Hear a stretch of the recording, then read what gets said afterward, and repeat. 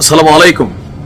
আওয়ামী লীগের নেতাকর্মীদের জন্য অগ্রিম ঈদ মোবারক। কারণ আমি আমার এর আগের ভিডিওগুলোতেও বলেছিলাম যে লিখে রাখেন, আওয়ামী লীগকে নিষিদ্ধ করার যে দাবি উঠেছে, এটা এই অন্তর্বর্তী সরকার অথবা এই সরকারের যারা উপদেষ্টারা আছেন তারা কেউই করবে না।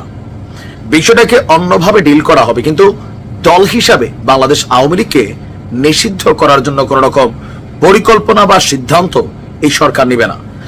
আর যারা এই দলটাকে নিষিদ্ধের জন্য সর্বপ্রথম দাবি তুলেছিলেন, মানে আমাদের এনসিপি বা বৈষম্য বিরোধী সমন্বয়করা সার্জিস এবং হাসনাত, আপনাদের খেয়াল থাকার কথা, স্মরণ করিয়ে দিই। এই সরকার গঠিত হবার পরপরই তারা দুইজন হাইকোর্টে একটা রিট করেছিলেন, ঠিক 24 ঘন্টার মধ্যে তারা তাদের রিটটা তুলে নিচ্ছেন। এখন আওয়ামী লীগকে নিষিদ্ধ করার জন্য এই যে বিষয়টা, এটা সরকারকে দিয়া তারা চেষ্টা করতেছিল। তবে ডক্টর মোহাম্মদ ইউনূস নোবেল পাইছে ভাই, দুনিয়াটা ভাইজা খাইছে। 3-0 নিয়ে চিন্তা করে আপনার বোঝা উচিত। ডক্টর আসিফ নজরুল ইসলাম তিনিও ক্ষমতা গ্রহণের পর বলেছিলেন আওয়ামী লীগকে নিষিদ্ধ করা উচিত হবে না, তবে যারা আওয়ামী লীগের মধ্যে মানবতা বিরোধী গণহত্যা অথবা অপরাধ কর্মকাণ্ড চালিয়েছেন এই জুলাই আগস্ট অভ্যুত্থানে তাদের বিচার হবে। তাহলে গতকালকে রাত্রে আবার ডক্টর মোহাম্মদ ইউনূসের এই বক্তব্যের পর ঢাকা বিশ্ববিদ্যালয় থেকে ব্যান আওয়ামী লীগকে নিষিদ্ধ করতে হবে যে দাবি দেওয়া উঠেছে, আমি আবারও বলি এগুলোতে কোনো কিছুই হবে না। এদের এই দাবিটা এখন কার বিরুদ্ধে? সরকারের বিরুদ্ধে। সরকার কার? এদের। এখন এরা যদি সরকারের বিরুদ্ধে দাঁড়ায় তাহলে বুঝতে হবে যে সরকার ঠাস করে যে কোনো একটা সিদ্ধান্ত নিবার বাংলাদেশের মানুষ এই মুহূর্তে বিশ্বাস করেন আর রাজপথে নামবে না। যে এরাই সরকার বসাইলো, এরাই উপদেষ্টা বানাইলো, আবার এরাই এখন সরকার থেকে নামে রাজনৈতিক দল গঠন করলো, এরাই এখন আবার এই সরকারের সিদ্ধান্তকে আলোচনা করতেছে, এই সরকারের বিরুদ্ধে আবার রাজপথে নামার আওয়াজ দিচ্ছে। ভাই, জনগণ এখন ব্যক্তি জীবন নিয়ে ব্যস্ত।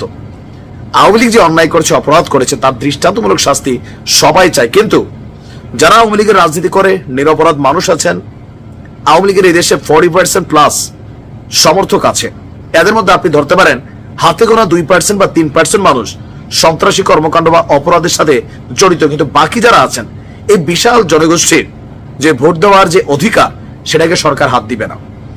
ভিন্ন রূপে আওয়াজ শুনতেছি যে আওয়ামী লীগ নতুন রূপে আসবে, সম্ভবত সাবির হোসেন চৌধুরীর নেতৃত্বে আওয়ামী লীগ নির্বাচনে আসবে। তবে আওয়ামী লীগে আসবে, নেতৃত্বের জায়গায় আপনি কৌশলগত পরিবর্তন দেখতে পাবেন, কিন্তু আওয়ামী লীগ নির্বাচনে আসবে। এখন এই যে কথাগুলো তিনি কার সাথে বলেছেন?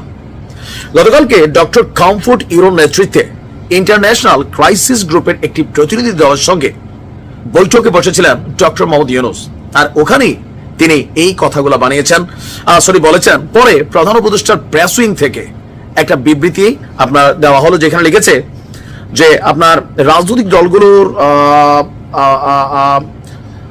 জুলাই মাসের গণঅভ্যুত্থানের অপরাধের বিষয়ে জাতিসংঘের ফ্যাক্ট ফাইন্ডিং মিশনের প্রতিবেদনের পরিপ্রেক্ষিতে সরকার আওয়ামী লীগ নেতাদেরকে হ্যাগের, নেদারল্যান্ডসের হ্যাগেতে যে আন্তর্জাতিক অপরাধ আদালত আছে সেখানে পাঠানোর সম্ভাবনা নাকচ করেনি। আর দল হিসাবে আওয়ামী লীগকে নিষিদ্ধের কোনো পরিকল্পনা আপনার সরকারের নেই। আবার জাতিসংঘের যে রিপোর্টটা ছিল সেখানে তারা কিন্তু বলছে যে গণতান্ত্রিক অধিকার হিসাবে আওয়ামী লীগের রাজনীতি করার অধিকার আছে, আওয়ামী লীগকে যেন নিষিদ্ধ করা না হয়। ওইখানে কিন্তু একটা অংশ কিন্তু ইনক্লুডেড। সো সব মিলেয়া আওয়ামী লীগকে শতভাগ নিষিদ্ধের পক্ষে এনসিপি, এনসিপি যারা সার্জিস এবং হাসনাতের মতন দীর্ঘদিন যাবৎ ছাত্রলীগের অভ্যন্তরে ছিল, আবার সময়ের সাথে তারা ছাত্রলীগ থেকে বের হয়েছে, তারাই সবার আগে শেখ হাসিনাকে ফাঁসি দিতে চাচ্ছে, আওয়ামী লীগকে নিষিদ্ধ করতে চাচ্ছে। এই যে দাবিটা, এই দাবিটা কোথাও না কোথাও এখন আর সরকার নিচ্ছে না, কারণ আওয়ামী লীগকে নিষিদ্ধের ব্যাপারে অন্যান্য দলগুলোর খুব যে জোরালো অবস্থান সেটা কিন্তু নাই। এবং ইন্টারন্যাশনালি আপনি দেখেন যে জাতিসংঘ বলছে অংশগ্রহণমূলক নির্বাচন, ইউরোপীয় ইউনিয়ন বলছে অংশগ্রহণমূলক নির্বাচন, আর বাংলাদেশের রাজনৈতিক প্রেক্ষাপটে আওয়ামী লীগ ছাড়া বিএনপির নির্বাচন আর বিএনপি ছাড়া আওয়ামী লীগের নির্বাচন, এটা অংশগ্রহণমূলক বা পাবলিকলি খুব বেশি খাবে না। তারপর সরকার গঠিত হতে পারে, তবে প্রশ্ন হচ্ছে যে আওয়ামী লীগের নেতৃত্বে কারা থাকবেন। নেতৃত্ব এখন পরিবর্তন হবে, এটা 100%। ডক্টর মোহাম্মদ ইউনূস এটা বলেছেন যে যারা অন্যায় অপরাধ করেছেন তাদের বিচার নিশ্চিত করবে যদি সরকারের হাতে সময় থাকে।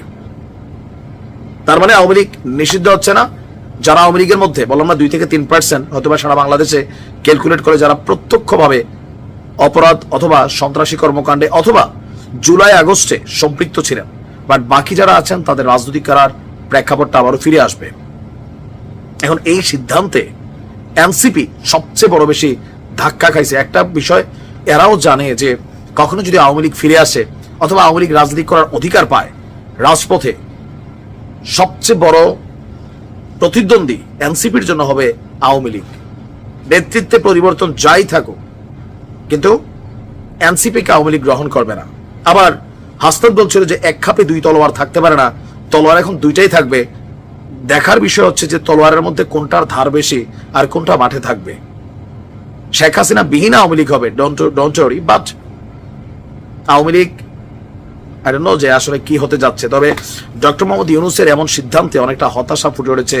বৈষম্য বিরোধী বলেন, এনসিপি বলেন, সমন্বয়করা বলেন, সবাই টেনশনে আছে। ভালো থাকুন।